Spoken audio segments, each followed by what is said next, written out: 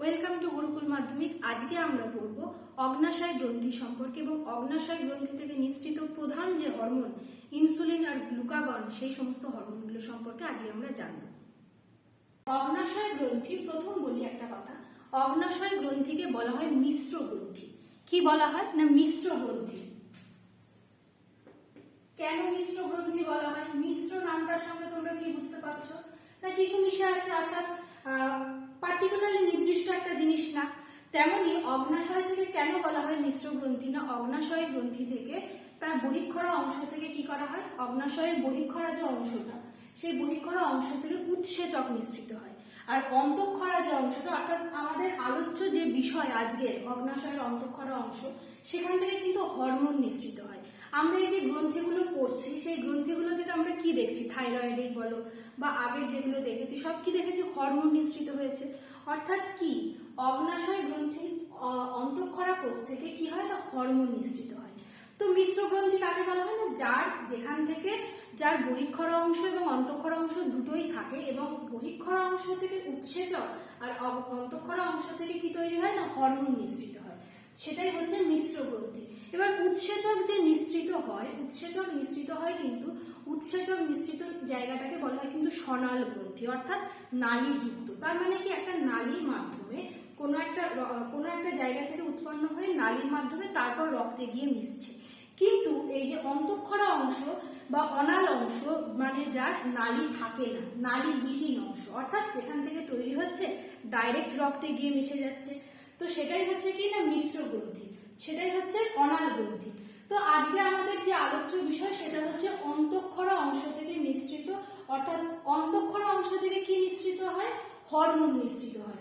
তো দেখো অগ্নাশয়ের যে অন্তঃক্ষরা কোষ, সেখান থেকে যে তিনটে কোষ আছে সেটা হচ্ছে, একটা হচ্ছে বিটা কোষ, একটা হচ্ছে আলফা কোষ আর একটা হচ্ছে ডেল্টা কোষ। এবার এই যে বিটা কোষ আমরা ছোট থেকেই জানি শুনি যে ইনসুলিন তো ইনসুলিন যে জিনিসটা, সেটা ইনসুলিনটা উৎপন্ন হয় কোথায় বা এর কার্যকারিতাটা কি সেটা আজকে আমরা জানবো। তো তোমরা দেখো ইনসুলিন কোথা থেকে তৈরি হয় না, ইনসুলিন খরিত হয় বিটা কোষ থেকে। কার বিটা কোষ থেকে না অগ্নাশয়ের যে অন্তঃক্ষরা অংশ, অর্থাৎ অন্তঃক্ষরা অংশ মানে যেখান থেকে কি হয় হরমোন নিঃসৃত হয়। অন্তঃক্ষরা অংশ থেকে, বারবার বলছি, অন্তঃক্ষরা অংশ থেকে কিন্তু হরমোন নিঃসৃত হয় আর বহিঃক্ষরা অংশ থেকে উৎসেচক নির্গত হয় আর এগুলো হচ্ছে কি না হরমোন।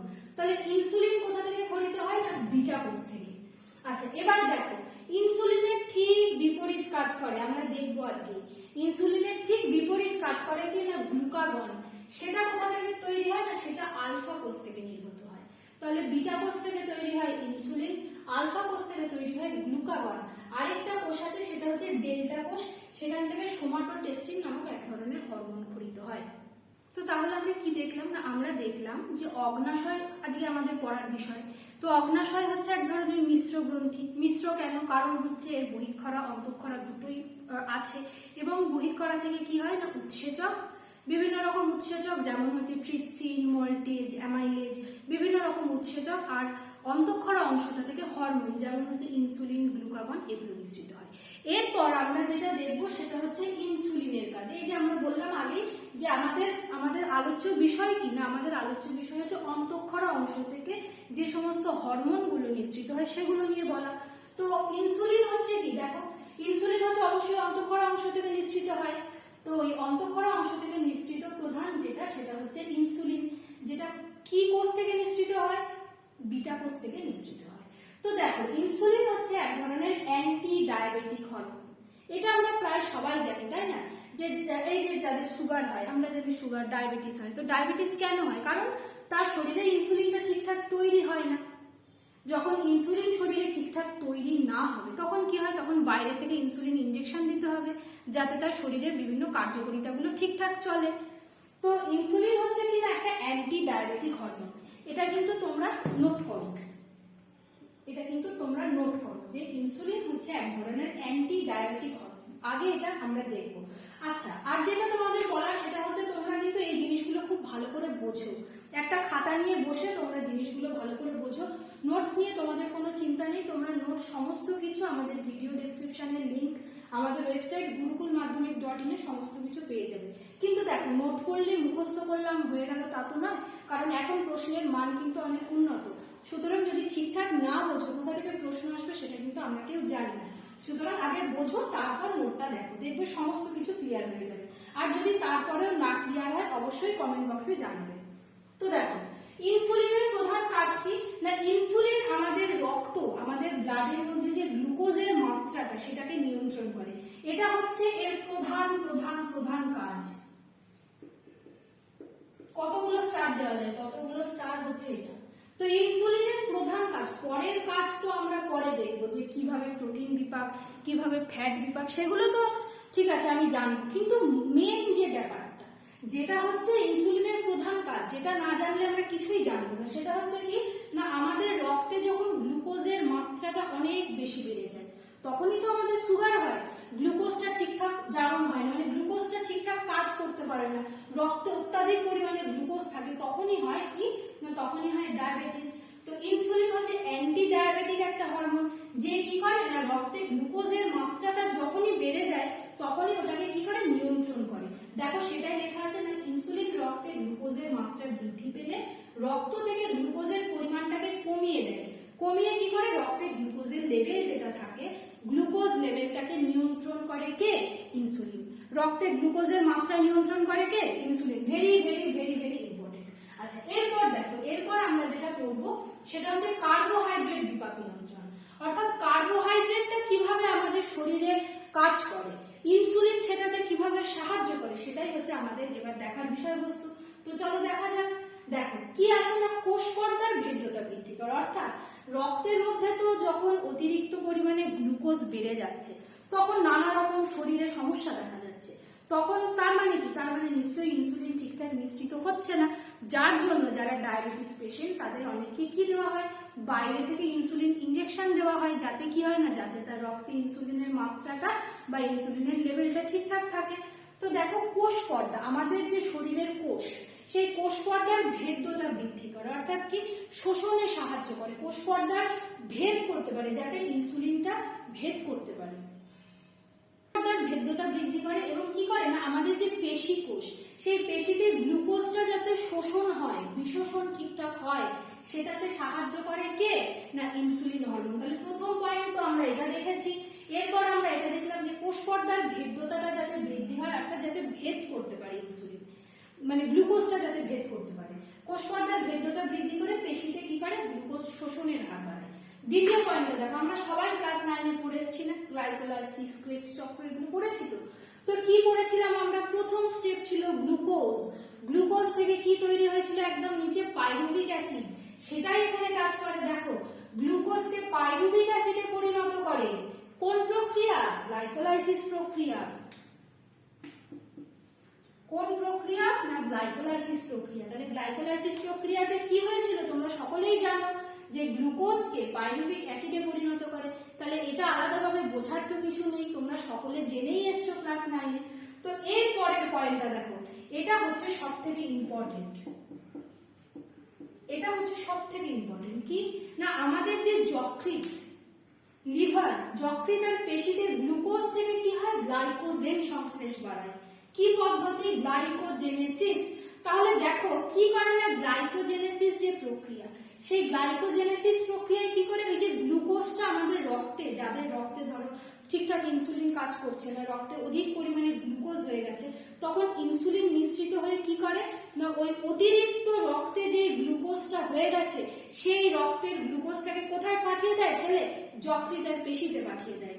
বুঝতে পারছো কথাটা, আমাদের রক্তের মধ্যে যখন গ্লুকোজের পরিমাণটা অত্যাধিক পরিমাণে বেড়ে যায় তখন ইনসুলিন আসে দেবতার মতো, কি করে, যখন ওই রক্তের মধ্যে গ্লুকোজটা বেড়ে যায় ওই গ্লুকোজগুলোকে ঠেলে পাঠিয়ে দেয় কোথায়, যকৃৎ আর পেশিতে। দেখো সেটাই বলছে, আর সেটার প্রক্রিয়াটার নাম কি, গ্লাইকোজেনেসিস প্রক্রিয়া। এটা কিন্তু জানতে হবে। কেন জানতে হবে, কারণ এরপর আমরা যখন গ্লুকাগন করব তখন ঠিক এরই বিপরীত আরেকটা নাম পাবো, তাই জন্য এই নামটা আর ওই নামটা যাতে গোলমাল না হয়ে যায়, তাই জন্য কিন্তু প্রথম থেকে ভালো করে বুঝতে হবে। তো গ্লাইকোজেনেসিস প্রক্রিয়া কি না, গ্লাইকোজেনেসিস প্রক্রিয়া সেটাই যেটাতে কি হয়, গ্লুকোজ থেকে গ্লাইকোজেন প্রস্তুত হয়। যকৃতার পেশিতে গ্লুকোজ থেকে গ্লাইকোজেন সংশ্লেষ বাড়ায়। এটা আমি বক্স করে দিলাম কেন, কারণ এটাই হচ্ছে মেন কথা, যে গ্লুকোজ থেকে গ্লাইকোজেন এই দুটো জিনিস যেন গোলমাল কখনোই না হয়। যদি গ্লুকোজই থাকতো তাহলে তো রক্তে প্রচুর প্রচুর প্রচুর প্রচুর গ্লুকোজ বেড়ে যেত, তখন তো বেচারা সে মারা যেত, তাই না? তো সেটা তো ইনসুলিন হতে দিতে পারে না। তাই জন্য ইনসুলিন কি করে না, গ্লাইকোজেনেসিস প্রক্রিয়ায় যকৃতার পেশিতে গ্লুকোজ থেকে গ্লাইকোজেনের সংশ্লেষণটা বাড়ায়, গ্লাইকোজেন রূপে জমা রাখে গ্লুকোজ থেকে গ্লাইকোজেন সংশ্লেষ বাড়ায়। তাহলে এটা আমরা দেখলাম কার্বোহাইড্রেট বিপাক নিয়ন্ত্রণ। এরপর আমরা দেখব প্রোটিন বিপাক নিয়ন্ত্রণ। চলো দেখে নেওয়া যাক। দেখো, এটা হচ্ছে অগ্নাশয় গ্রন্থি, ঠিক আছে? আমরা পড়েছিলাম না ডিওডিনাম, জেজুনাম, ইলিয়াম, ক্ষুদ্রান্তের যে অংশগুলো। তো এই ডিওডিনামের যে ডাক্ট, আর এটা হচ্ছে মাঝখানের যে অংশটা, সেটা হচ্ছে অগ্নাশয়। এরপর যেটা হচ্ছে ইনসুলিন আর গ্লুকাগন, আমাদের আজকে পাঠ্য যেটা আমাদের বইতে যেটা আছে, আমাদের যেটা পড়তে হবে, তো সেটা হচ্ছে এই কোষগুলো। তো এটা হচ্ছে দেখো আলফা কোষ থেকে গ্লুকাগন নিঃসৃত হয়। আর বিটা কোষ থেকে কি নিঃসৃত হয়? একদম বিটা কোষ থেকে নিঃসৃত হয় হচ্ছে ইনসুলিন। আর কোথা থেকে না, আইলেটস অফ ল্যাঙ্গারহ্যান্স যে গ্রন্থিটা আছে, সেই অগ্নাশয়ের আইলেটস অফ ল্যাঙ্গারহ্যান্স থেকে কি হয় না, ইনসুলিন হরমোন নিঃসৃত হয়। তো দেখো, চলো এবার দেখো প্রোটিন বিপাক কিভাবে সাহায্য করছে। না, এই যে আমি একটা জিনিস লিখেছি, দেখো যে নিওগ্লুকোজেনেসিস, এই নিওগ্লুকোজেনেসিস এই টার্মটা হচ্ছে গুরুত্বপূর্ণ। আমরা এখানে 3-4টে টার্ম পাবো, 3-4টে শব্দ পাবো, যে শব্দগুলোর সাথে হয়তো আমরা অতটা পরিচিত নই, সেগুলো আমরা জানছি। আগেরটায় আমরা দেখেছি গ্লাইকোজেনেসিস, গ্লাইকোজেনেসিস তো জেনেছি। আর এটাতে আমরা কি জানছি না, নিওগ্লুকোজেনেসিস। সেই জিনিসটা কি না, সেই জিনিসটা হচ্ছে বিভিন্ন অশর্করা। যেমন অশর্করা মানে কি, নিশ্চয়ই সেটা কার্বোহাইড্রেট নয়, সেটা হচ্ছে প্রোটিন, সেটা হচ্ছে ফ্যাট, তাই তো? সেগুলো হচ্ছে অশর্করা। তো সেই অশর্করা থেকে যখন গ্লুকোজ উৎপাদন হয়, অশর্করা বিভিন্ন পদার্থ যেমন হচ্ছে প্রোটিন, ফ্যাট, এগুলো থেকে যখন গ্লুকোজ উৎপাদন হয়, সেই প্রক্রিয়াটা হচ্ছে নিওগ্লুকোজেনেসিস। সেই প্রক্রিয়াটা কি না, নিওগ্লুকোজেনেসিস। তাহলে দেখো একটা কমন সেন্স, যে আমাদের রক্তে যখন গ্লুকোজের পরিমাণটা অনেক বেশি বেড়ে যাচ্ছে, আমাদের রক্তে যখন গ্লুকোজের পরিমাণ বেড়ে যাচ্ছে, তখন কি হচ্ছে না, যকৃতে, আমরা আগেও পড়েছিলাম যকৃত আর পেশিকোষে কার্বোহাইড্রেটের জায়গাটা, এখানেও হচ্ছে যকৃতে নিওগ্লুকোজেনেসিস প্রক্রিয়ায় প্রোটিন ও ফ্যাট থেকে গ্লুকোজ উৎপাদনে বাধা দেয়। অবশ্যই হচ্ছে বাধা দেবে, কেন? কারণ দেখো, যদি প্রোটিন বা ফ্যাট থেকে গ্লুকোজ তৈরি আবার হয়, অলরেডি রক্তের মধ্যে প্রচুর গ্লুকোজ আছে, তো আবার যদি প্রোটিন আর ফ্যাট থেকে আবার যদি গ্লুকোজ তৈরি হয়, তাহলে তো মানে ভীষণ খারাপ হবে সেটা। তাই জন্য ইনসুলিন কি করে না, ইনসুলিন এই নিওগ্লুকোজেনেসিস প্রক্রিয়াটায়, যেটা থেকে প্রোটিন আর ফ্যাট বা প্রোটিন বা ফ্যাট থেকে গ্লুকোজ তৈরি হয়, সেই প্রক্রিয়াটাকে ও বন্ধ করে দেয়, বাধা দেয়। বাধা দেয় বলে কি হয় না, প্রোটিন আর ফ্যাট থেকে আর পুনরায় গ্লুকোজ তৈরি হতে পারে না। সেটাই হচ্ছে প্রোটিন বিপাকে এটা সাহায্য করে ইনসুলিন। কি বললাম না, আমাদের যে যকৃৎ, সেই যকৃতে নিওগ্লুকোজেনেসিস প্রক্রিয়া, এই কথাগুলো কিন্তু তোমরা অবশ্যই মার্ক করবে, মার্কার দিয়ে হোক, অন্য কারোর পেন দিয়ে হোক, সেগুলো তোমাদের পরীক্ষার সময় দেখবে, একবার দেখলেই তৈরি হয়ে যাবে। নিওগ্লুকোজেনেসিস প্রক্রিয়ায় প্রোটিন ও ফ্যাট থেকে গ্লুকোজ উৎপাদনে বাধা দেয়, বাধা দেয়, এই কথাটা হচ্ছে গুরুত্বপূর্ণ। বাধা দেবে, পুনরায় তৈরি হতে দেবে না। যদি পুনরায় তৈরি হয়, তাহলে তো আবার গ্লুকোজ অতিরিক্ত বেড়ে যাবে, কিন্তু সেটা তো ইনসুলিন হতে দিতে পারে না। তাই জন্য প্রোটিন আর ফ্যাট থেকে গ্লুকোজ তৈরিতে বাধা দেওয়া হচ্ছে ইনসুলিনের আরেকটা প্রধান গুরুত্বপূর্ণ কাজ। এবার আমরা দেখে নিই ফ্যাট বিপাকে কিভাবে সাহায্য করছে। আচ্ছা, তোমরা বুঝতে না পারলে, কোনো জায়গায় হয়তো তোমাদের আটকে গেছে, তোমরা হয়তো বুঝতে পারছো না ঠিকঠাক, তোমরা কিন্তু অবশ্যই কমেন্ট করে জানাবে। তোমাদের কমেন্টের ভিত্তিতে যার যেখানে অসুবিধা হয়েছে সেটা আরেকবার বলে দেওয়া হবে।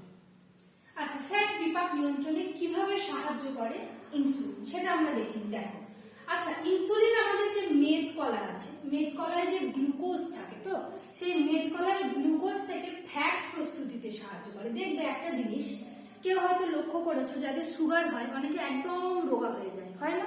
একদম রোগা হয়ে যায়, কেন হয় বলো তো? কারণ তাদের ইনসুলিন ঠিকঠাক শরীর তৈরি করতে পারে না।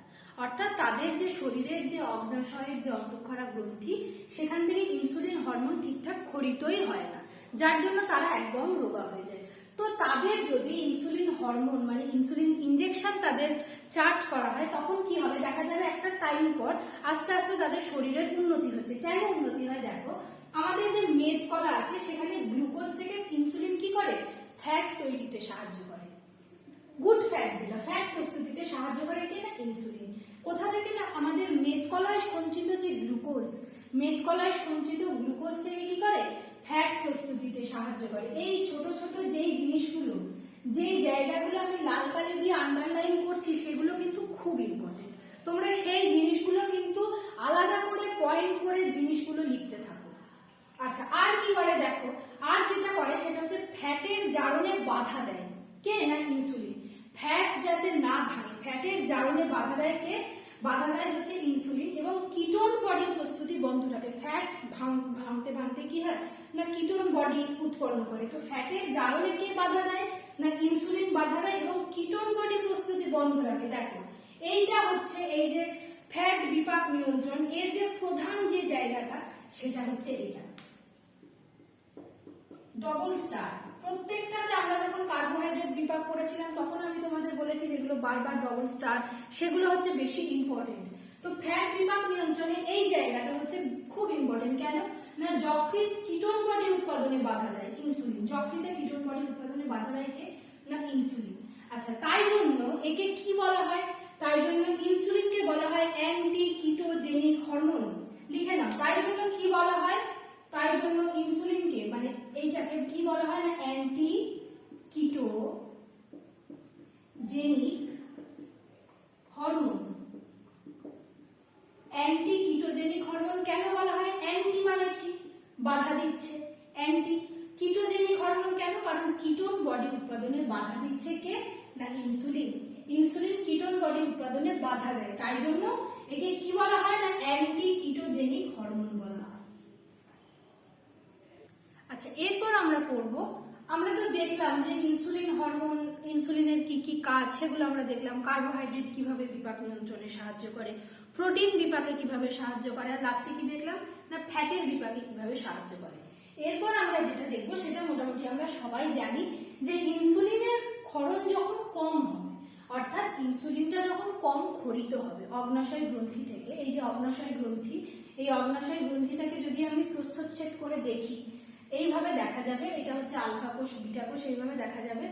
তো এই বিটা কোষের যে islets of Langerhans, islets of ল্যাঙ্গারহ্যান্সের যে বিটা কোষ, আইলেটস অফ ল্যাঙ্গারহ্যান্স অর্থাৎ অন্তঃক্ষরা গ্রন্থির যে বিটা কোষ থেকে ইনসুলিন হরমোন ক্ষরিত হয়। এবার এইখান থেকে যদি ইনসুলিনটা কম ক্ষরণ হয় তখন মানুষের দেহে কি রোগ সৃষ্টি হয়।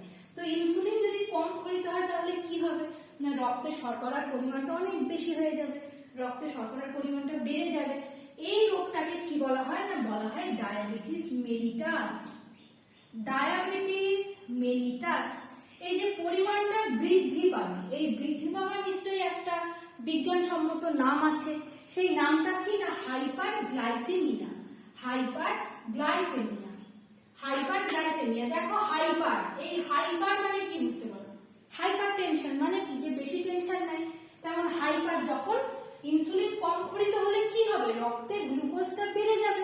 যখন রক্তে গ্লুকোজ বেড়ে যাবে তখন সেই জিনিসটাকে কি বলা হয়, হাইপার গ্লাইসেমিয়া। এবং এর ফলে কি রোগ হয় না, ডায়াবেটিস মেলিটাস রোগ হয়। আরেকটা রোগ আমরা জানি যে ডায়াবেটিস ইনসিপিটাস, সেটা কি কারণে হয় দেখো, আমি বলেছিলাম যখন নেফ্রন তোমরা পড়েছিলে ক্লাস 9-এ, যখন নেফ্রন পড়েছিলে, নেফ্রনের যে দূরবর্তী সংবর্ত নালিকা বা দূর সংবর্ত নালিকা, সেখানে এক ধরনের হরমোন ক্ষরণ হয়। কি hormone, ADH, anti diuretic hormone, ADH, তাই না, আমরা পড়েছিলাম না এডিএইচ হরমোন। তো ওই এডিএইচ হরমোনটা যখন দূর সংবর্ত নালিকায় খুব কম পরিমাণ ক্ষরিত হয় তখন কি হয় না, তখন এক ধরনের রোগ হয়, অর্থাৎ মূত্রের পরিমাণ খুব বেড়ে যায় এবং মূত্রটা কি হয় না, খুব লঘু ধরনের হয়।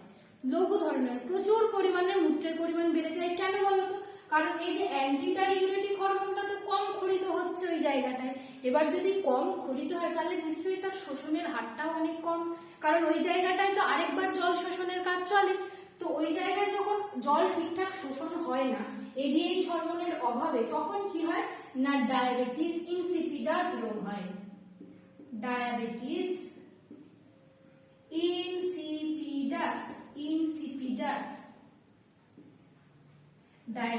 ইনসিপিডাস রোগ হয় এডিএইচ হরমোন কম ক্ষরণের ফলে।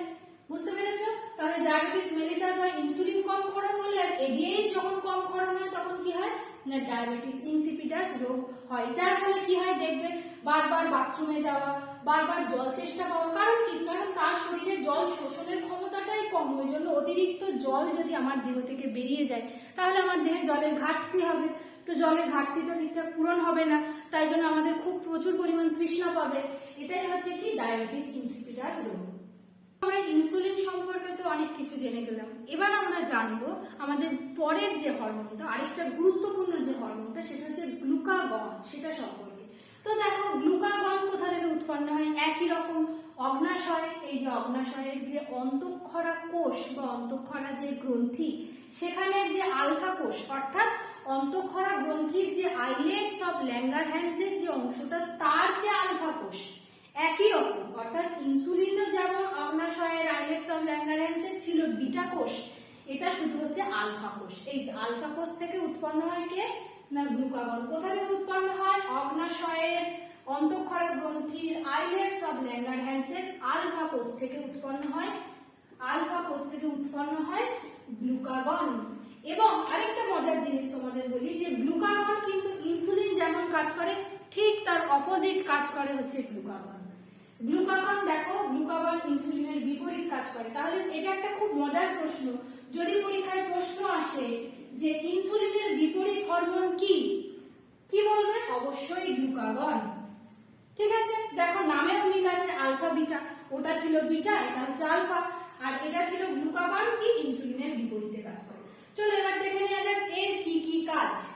দেখো প্রথম যে কাজ, যে রক্তে শর্করার পরিমাণ যখন কমে যায়, অর্থাৎ দেখো অনেক সময় কি হয় আমরা হয়তো অনেকক্ষণ ধরে উপোস করে রয়েছি, আমাদের শরীরে কিছু আমরা খাইনি, জল পর্যন্ত খাইনি, অনেকক্ষণ হয় না কোনো কোনো কিছুতে যে আমরা অনেকক্ষণ উপোস করে থেকেছি। তাহলে আমরা কিভাবে বাঁচতে পারি বলতো? ধরো দেখা যায় 5 ঘন্টা 6 ঘন্টা আমরা উপোস করে থেকেছি, তখন কি হয়? তখন হয়তো দেখা যায় কি সবসময় কি আমরা মাথা ঘুরে পড়ে যাই না।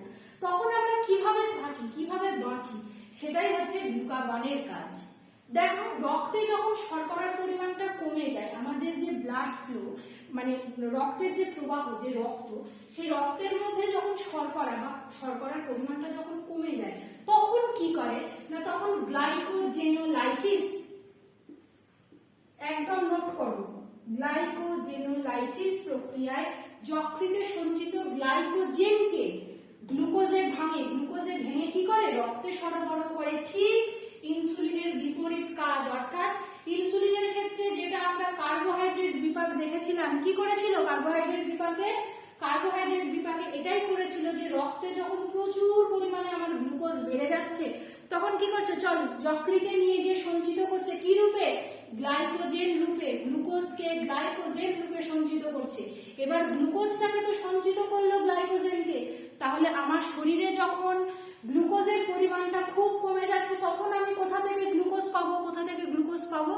তখন বলবে গিয়ে কাকে বলবে? যকৃতকে বলবে যে আমার শরীরে এখন খুব অভাব ঘটেছে গ্লুকোজের, আপনি দয়া করে কিছুটা গ্লুকোজ আমাকে দিন। তখন কি হবে না তখন রক্তে শর্করার পরিমাণ যখন কমে যাবে, তখন এই পদ্ধতিটা কি পদ্ধতি না গ্লাইকোজেনোলাইসিস প্রক্রিয়ায় যকৃতে সঞ্চিত গ্লাইকোজেন, কারণ তখন কি করেছিল যখন রক্তে প্রচুর পরিমাণে গ্লুকোজ বেড়ে গেছিল, তখন যকৃতে সঞ্চিত করে রেখেছিল গ্লুকোজকে গ্লাইকোজেন রূপে। তাহলে এখন যখন আমার গ্লুকোজ দরকার, কি থেকে আমি পাবো? অবশ্যই গ্লাইকোজেন থেকে পাবো। কোথা থেকে পাবো? যকৃতে সঞ্চিত। দেখো সেটাই লেখা আছে, যকৃতে সঞ্চিত গ্লাইকোজেনকে গ্লুকোজে বিশ্লিষ্ট করে, অর্থাৎ গ্লুকোজে ভেঙে দেয় এবং কি করে না রক্তে প্রেরণ করে। তখন কি হয়? রক্তে আবার গ্লুকোজ লেভেলটা ঠিকঠাক হয়। বোঝা গেছে কি প্রক্রিয়া? গ্লাইকোজেনোলাইসিস, যেন ভুল না হয়। এবার দ্বিতীয় পয়েন্টটা কি বলছে দেখো, দ্বিতীয় পয়েন্টটা বলছে গ্লুকাগন যকৃতে গ্লুকোনিওজেনেসিস প্রক্রিয়ায় সংশ্লেষ করে। তাহলে আগেরটায় আমরা কি দেখলাম? ইনসুলিনের ক্ষেত্রে আমরা কি দেখেছিলাম? ইনসুলিনের ক্ষেত্রে আমরা দেখেছিলাম যে অশর্করা বিভিন্ন পদার্থ, যেমন সেটা হতে পারে প্রোটিন, সেটা হতে পারে ফ্যাট, সেখান থেকে যখন গ্লুকোজ তৈরি হয় সেটাকে কি বলা হয়? নিওগ্লুকোজেনেসিস। নিওগ্লুকোজেনেসিস। তাহলে এর ঠিক অপোজিটটা দেখো, এর ঠিক অপোজিটটা হচ্ছে গ্লুকাগন যকৃতে গ্লুকোনিওজেনেসিস প্রক্রিয়ায় শর্করা ও প্রোটিন থেকে গ্লুকোজ সংশ্লেষ করে। তোমরা কিন্তু এই জিনিসগুলো অবশ্যই ভালো করে বুঝে নাও, আর নোটস নিয়ে তোমাদের কোনো চিন্তা করতে হবে না। আমাদের ওয়েবসাইট gurukulmadhyamik.in এ গেলেই তোমরা পেয়ে যাবে। তো গ্লুকোজ, গ্লুকাগন যেটা হচ্ছে ইনসুলিনের বিপরীত, বারবার যেন এটা মাথায় থাকে যে ইনসুলিনের বিপরীত কাজ করে গ্লুকাগন।